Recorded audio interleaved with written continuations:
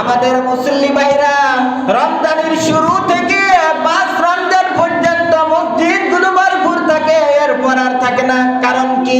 আমলের আর প্রয়োজন নাই, ঠিক কিনা বলো? আমল তো অনেক হয়ে গিয়েছে, এই জন্য সেই তো আর মসজিদে আসে না। আবার যখন 27 রমজান পৌঁছায় যায়, লাইলাতুল কদর থেকে আবার শেষ পর্যন্ত সালাম দিতে আসে। আসে কি আসে না? এরকম মানুষ আছে কি নাই?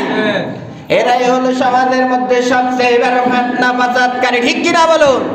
যারা আল্লাহর হুকুমকে অমান্য করে, আল্লাহর রাসূলের তরিকা অনুযায়ী জীবন গড়ায় না, তারাই তো সমাজের মধ্যে সবচেয়ে বড় ফিতনাবাজ, ঠিক কিনা বলুন?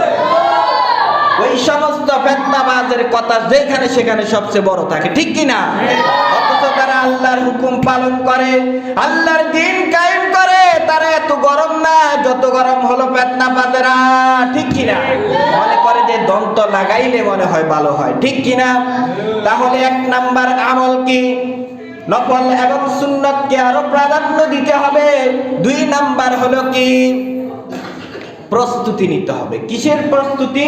রমজানের প্রস্তুতি নেবেন, টার্গেট করবেন, চিন্তা করবেন, নিজের একটি রুটিনকে তৈরি করে ফেলবেন কিভাবে রমজানকে কাটানো যায়। অথচ আমরা আগে ভাগে টার্গেট করে ফেলি, কত কেজি সোনা লাগবে, কত কেজি খেসারি লাগবে, কয় কেজি মুড়ি লাগবে, কয় কেজি খেজুর লাগবে, ঠিক কিনা বলুন?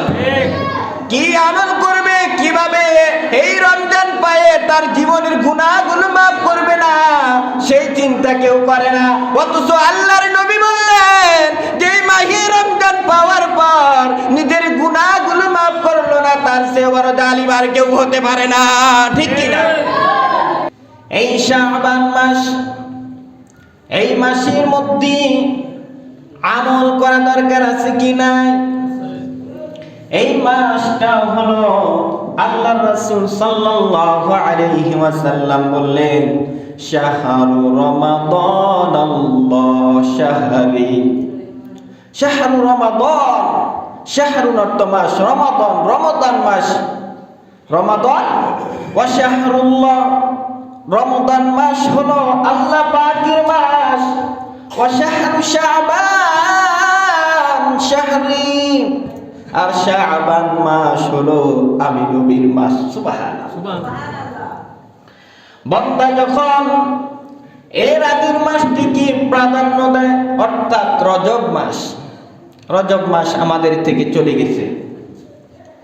রজব মাসটা হলো সম্মানিত মাসের মধ্যে 4টি মাস হলো সম্মানিত। কয়টি? 4টি।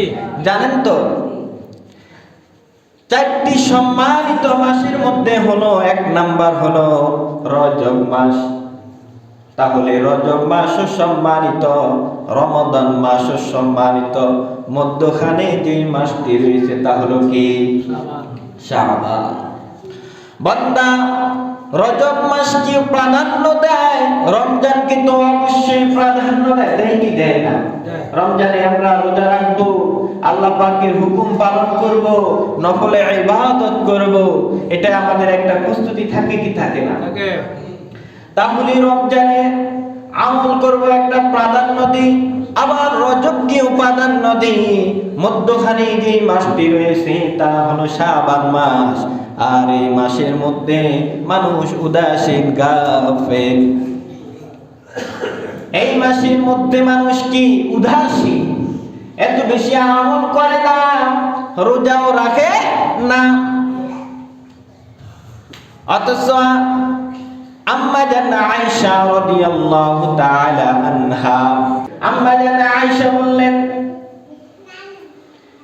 এই মাসের মধ্যে আল্লাহর নবী সবচাইতে বেশি রোজা রাখেন, শুধু একটি মাস ছাড়া। কোন মাস ছাড়া? রমাদান। রমাদান মাসে তো রোজা রাখবে, কিন্তু রমাদান ছাড়া বছরে কয়টি মাস? 11 মাস। ওই 11 মাসের মধ্যে আল্লাহর নবী সবচেয়ে বেশি যে মাসে রোজা রাখতেন তার নাম কোন মাস? শাবান মাস। এই শাবান মাসের মধ্যে আল্লাহর নবী বেশি বেশি রোজা রাখতেন, অথচ আমরা এই শাবান মাসে অলস গাফেল হয়ে রয়েছি, ঠিক কিনা? ভিন্ন বর্ণনায় আম্মা জান আয়েশা রাদিয়াল্লাহু তাআলা আনহা বললেন, কানা ইয়াসুমু শাবান ইল্লা কালিলা, অর্থাৎ এই সম্পূর্ণ মাসটা কয়েকদিন ছাড়া পুরো মাসটাই রোজা রাখতেন। তাহলে এবারে প্রশ্ন আসে, কেন এই মাসের মধ্যে আল্লাহর নবী কেন এত অধিক পরিমাণ রোজা রাখতেন? প্রশ্ন আসে কি আসে না? আরো জোরে বলুন, আসে কি আসে না? এই মাসের মধ্যে কেন এত রোজা রাখতেন এই সম্পর্কে আপনার আমার যদি প্রশ্ন আসে, সাহাবায়ে কেরামদের মধ্যে একজনের প্রশ্ন এসেছেন, ওসামা ইবনে যায়েদ। তিনি প্রশ্ন করলেন, ইয়া রাসূলুল্লাহ, ও আল্লাহর রাসূল, আপনি এই শাবান মাসে আমরা লক্ষ্য করে দেখেছি আপনি অন্য অন্য মাসে এত বেশি রোজা রাখেন না, যত বেশি রোজা এই শাবান মাসের মধ্যে রাখেন। ওসামা ইবনে যায়েদের প্রশ্নের জবাবে আল্লাহর রাসূল সাল্লাল্লাহু আলাইহি ওয়াসাল্লাম বললেন, যালিকা শাহরুন ইয়াগফুলুন নাসু আনহু বাইনা রজব ওয়া রমাদান। আমি এই শাবান মাসে এত বেশি রোজা রাখি, তার এক নাম্বার কারণ হলো মানুষে শাবান মাসের আগের মাস রজব মাসকে প্রাধান্য দেয় এবং শাবানের পরের মাস রমজান মাসকেও প্রাধান্য দেয়। সুতরাং 2 মাসের মধ্যবর্তী একটি মাস হলো শাবান মাস। এই মাসের মধ্যে মানুষ তো আমল করে না, এই জন্য আমি এই মাসকেও গাফিল অলসতায় কাটাই না। আমি চাই প্রত্যেকটা আমল যেন আল্লাহর কাছে গ্রহণযোগ্য হয়। সুবহানাল্লাহ। এই হলো 1 নাম্বার কারণ। 2 নাম্বার কারণ কি, কেন আপনি এত বেশি বেশি রোজা রাখেন এই শাবান মাসে? আল্লাহর নবী ওসামা ইবনে যায়েদের প্রশ্নের জবাবে বললেন, যালিকা শাহরুন ইয়াগফুলুন নাসু আনহু বাইনা রজব ওয়া রমাদান ওয়া হুয়া শাহরুন তুরফাউ ফীহিল আ'মালি ইলা রাব্বিল আলামিন। আল্লাহ রাসূল সাল্লাল্লাহু আলাইহি ওয়াসাল্লাম বললেন, মানুষের আমলনামা, আচ্ছা এর আগে একটু বলি, কেউ যদি চাকরি করে, কি করে, তাহলে মালিককে দৈনিক একটা রিপোর্ট দেওয়া লাগে, লাগে কি লাগে না? মাসিক একটা রিপোর্ট দেয়, বছরে আবার একটা রিপোর্ট সে দেয়। প্রতিটি বছরে সে তখন যাচাই বাছাই করে তার এই প্রতিষ্ঠানে কি কতটুকু আয় হলো আর কতটুকু ব্যয় হলো। এটা হলো মানুষের সিদ্ধান্ত, ঠিক কিনা? আল্লাহ রাসূল সাল্লাল্লাহু আলাইহি ওয়াসাল্লাম কেন এই মাসে সবচেয়ে বেশি রোজা রাখতেন? ওসামা ইবনে যায়েদের এই প্রশ্নের জবাবে নাসাই শরীফের হাদিসে হাদিসটি বর্ণনা করলেন। আল্লাহ রাসূল সাল্লাল্লাহু আলাইহি ওয়াসাল্লাম বললেন, বান্দার আমলগুলো আল্লাহ রাব্বুল আলামিনের দরবারে 3টি বার পেশ করা হয়। কয়টি বার? 3টি বার। বান্দা সারাদিন যা আমল করবে, অন্যায় করুক আর আমল করুক, তার একটা রিপোর্ট সন্ধ্যায় পৌঁছে যায়। আবার সারা রাতের মধ্যে ভালো আমল করুক অথবা মন্দ আমল করুক, তার একটা রিপোর্ট আবার সকালে পৌঁছে যায়। আবার যখন সাপ্তাহিক একটা রিপোর্ট আল্লাহর কাছে পৌঁছায়, তা হলো প্রতি সপ্তাহে 2 বার। কয়বার? একটা হলো কি বার? আর জোরে বলুন, কি বার? প্রতি সোমবার, আবার প্রতি বৃহস্পতিবার।